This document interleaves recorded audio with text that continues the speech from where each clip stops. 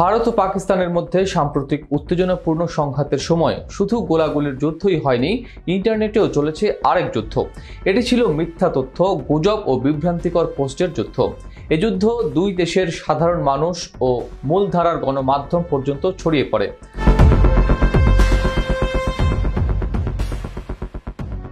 ভারতের সামরিক অভিযান অপারেশন সিন্দুর ঘোষণার পর থেকেই সামাজিক যোগাযোগ মাধ্যমে পাকিস্তানের বিরুদ্ধে একের পর এক বিজয়ের গল্প ছড়াতে থাকে।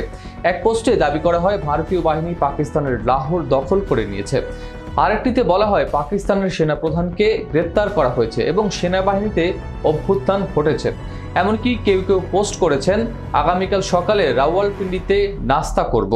এইসব দাবি ছিল ভিত্তিহীন। অনেক ভিডিও ছিল পুরনো, কিছু ছিল ভিডিও গেমের ফুটেজ, আবার কিছু ছিল কৃত্রিম বুদ্ধিমত্তা সম্পন্ন এআই দিয়ে তৈরি। একইভাবে পাকিস্তান থেকে ভুয়া তথ্য ছড়ানো হয়েছে। পাকিস্তান দাবি করে ভারতের বিদ্যুৎ ব্যবস্থা অচল করে দিয়েছে, ভারতীয় সেনারা আত্মসমর্পণ করেছে কিংবা ভারতের সেনাবাহিনীতে অভ্যুত্থান।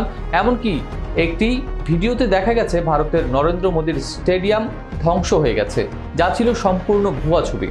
অনেক জায়গায় ভিডিও গেমের দৃশ্যকে বাস্তব যুদ্ধের ভিডিও বলে চালানো হয়। গবেষকরা বলছেন ভারতে ভুয়া তথ্য ছড়ানোর পরিমাণ ও প্রভাব ছিল নজিরবিহীন।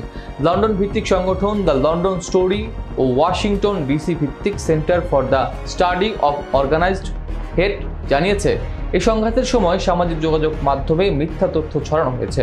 তাদের মতে এটি আধুনিক হাইব্রিড যুদ্ধের অংশ, যেখানে শুধু অস্ত্র নয়, তথ্যকেও অস্ত্র হিসেবে ব্যবহার করা হয়।